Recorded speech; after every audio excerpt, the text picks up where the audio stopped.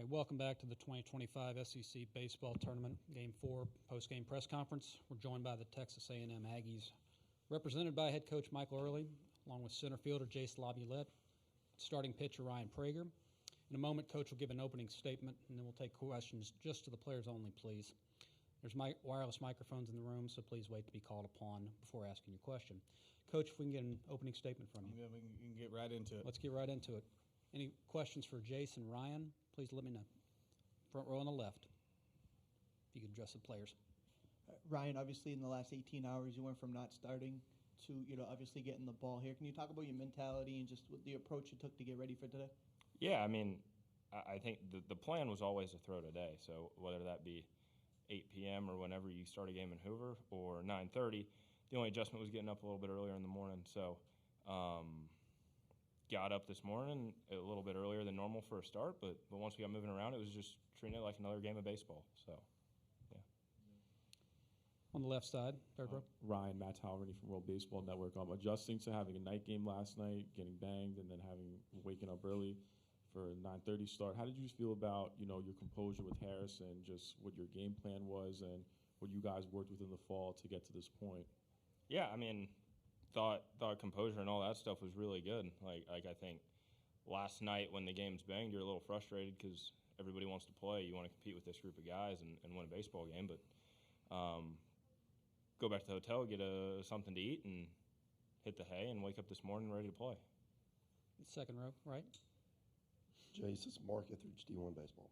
So hasn't been a great, a week or so for you, but then you came out today and you got the big swing. What's that been like this week, trying to work out of it? Yeah, I said it earlier. I think I don't really know what it was. I think it was 0 for 9 or 0 for 10 with 9 punches and didn't put a ball in play. So whenever I swung and saw that ball go forward, honestly, I was pretty happy with that and making baby steps. But I just have to stick to my approach. I think that I spent a lot of time with Coach Mike and we work together all the time, and it's just being on the fastball and trusting myself, and I think I did a lot better job of that today, and just got to keep doing that moving forward. Next one for the players. On the left. Jace, Matt Halverny from World Baseball Network. You're projected number 7th overall come Atlanta in the next few weeks. How do you just feel about what your composure is with your offense mechanics that you can play at the next level soon? Yeah, I think that no matter what happens, I think that as long as I stick to the approach that I just said of always being on the fastball and just trying to get my swing off no matter what, I think that I can play at any level, anytime. Any more for the players? If not, Jace, Ryan, congratulations. Thank you. Dig 'em.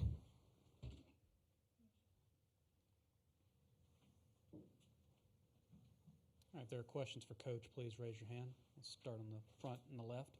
Tony Catalina, Austin American Statesman. Coach, obviously I asked Ryan, I'm asking you a similar question. The mindset to go with Ryan here, and what does it do for your staff moving forward? Yeah, I mean, like he said, it was always a plan for him to pitch today, and then when you can still have Weston Moss in the bullpen, it was a real easy decision. Also, I mean, 9:30 in the morning is a tough time to play, and I have a ton of comfort when Ryan Prager, he's probably up at 5 a.m. and, no sweat. So college kids, sometimes you think about that a little bit. Having Ryan on the mound and making our bullpen better is always a good thing. Second row on the right. Mike, same question I asked Jace. I mean, he's been going through whatever you call a slump. Yeah. And then he said you guys work together. Can you share some of that? Yeah, there's always some mechanical adjustments you got to make in certain situations, but for him, he was hitting backwards where it was taking the strikes and swinging at the balls, and he was just in a funk, period. And sometimes that can roll downhill and snowball quick, and that's what it did to him. But it's just constantly staying on him, trying to pump him up a little bit, giving him an approach, stick to an approach, trying to drive fastballs in the left center gap. And when you stay on something like that, you get an off-speed pitch like he did, you can stay on it. I thought it was a great at-bat for him, just the circumstances where he's been. And just in baseball, whenever you see a foul home run, you just feel like a strikeout. It's just kind of a baseball thing. So for him, the whole situation was good, and just putting bat on the ball. And I thought he had really productive at-bats, not just a home run. Third row on the right. Lauren McGill, ESPN Gainesville. Coach, knowing you guys are playing to keep your season alive, does that make things any easier as far as playing more loose or with a nothing-to-lose mentality? Yeah, it's tough, right?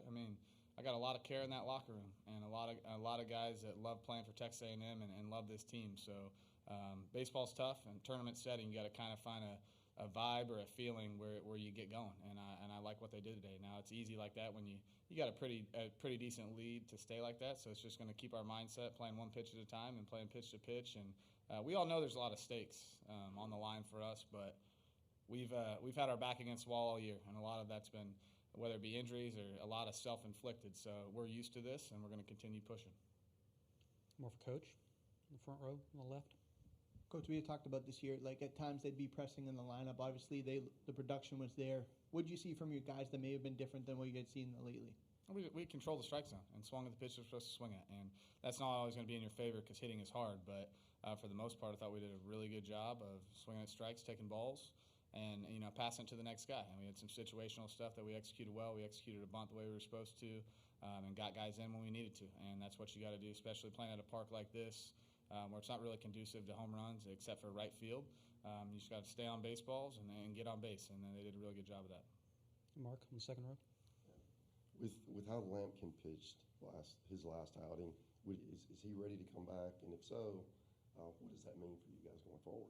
Yeah, I think we're gonna take a look at it, but I mean he's on 6 days, so I think there's a pretty solid shot. You'll see him tomorrow, but we're just gonna meet with him and make that decision later on today.